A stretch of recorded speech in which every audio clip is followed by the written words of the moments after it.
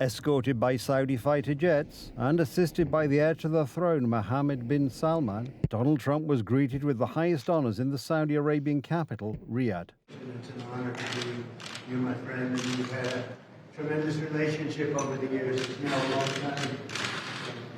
We got to know each other when you visited the White House. I remember so well, and I was so impressed with this young guy who was very wise beyond his years. He was 31 years old, I think, at the time. And he was really very wise, and we became friendly. And we had a decision to make as to which country we go to first. And the leader called me to get another leader that we also love, by the way. Your father is an incredible guy, really a friend of mine. It's the United States. It's probably 2 million jobs that we're talking about this visit. So, number one, I like visiting with you, and we've known each other very well, and I really believe we like each other a lot. And number two, for the United States, we've brought tremendous investment in and tremendous jobs, and we'll continue to service your great country very well. With him on this trip to the Middle East, the American leader took Secretary of State Marco Rubio, Pentagon Chief Pete Hegseth, billionaire Elon Musk, as well as defense industry and business representatives. We have the best product. We have the best military equipment in the world by far.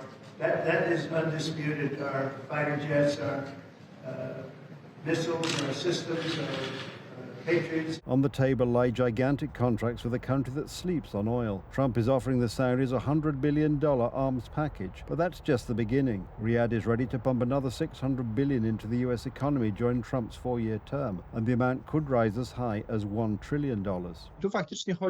This is about bringing big investments to the United States, because that's what he cares about, to create jobs in the United States. There are a couple of things to be done, and the first will be for the Gulf states to lower oil prices, because that in turn will leave the Russian Federation with nothing with which to finance the war. Donald Trump will attend a security summit with Arab leaders. On the agenda are talks on the economy and security in the Middle East and Eastern Europe. In addition to issues of domestic contracts, we are also interested in security issues and our joint role in the peace process. The U.S. leader will visit other Gulf countries in addition to Saudi Arabia during his Middle East trip, Qatar and the United Arab Emirates. According to U.S. media, Trump is also considering landing in Turkey. Istanbul, Turkey's largest and most populous city, its financial, commercial and cultural epicenter. And on Thursday, the arena for a political event that the whole world will be watching. Vladimir Zelensky is challenging Vladimir Putin. After the Russian dictator proposed negotiations between the two delegations in Turkey, the Ukrainian leader set only one condition: a face-to-face meeting. I expect Putin to appear in Turkey in person, and that this time he will not look for excuses. We are ready to talk about ending this war. Donald Trump stresses that actions speak louder than words. He doesn't want any Kremlin games. He demands an immediate ceasefire on the front and serious talks about peace. It's a message for both Moscow and Kyiv. I have a message for both parties. Get this war ended.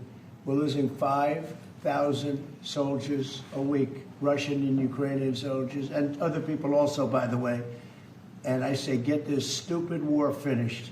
That's my message for both of them. The question is whether Vladimir Putin, after years of ordering the bombing of Ukrainian civilians, will feel up to the task of looking the Ukrainian president in the eye. Or will he opt to keep hiding in the Kremlin? Moscow has a dilemma on its hands. Putin would like it all to be on his terms, that is, for the Ukrainian side to give way on a great many topics.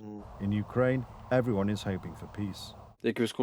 As a soldier and a citizen of Ukraine, I believe that we can talk to Putin, but we must demand a return to the borders before Russian aggression. No one gave Putin the right to occupy our land. There is a constant exchange of fire on the front line. Today, the Russian army sent yet more drones toward Ukraine. Pope Leo XVI, who spoke to Zelensky via telephone, prayed that a long-awaited truce would finally come in eastern Ukraine. I carry in my heart the suffering of the beloved Ukrainian people. I ask that everything possible be done for true, just and long-lasting peace.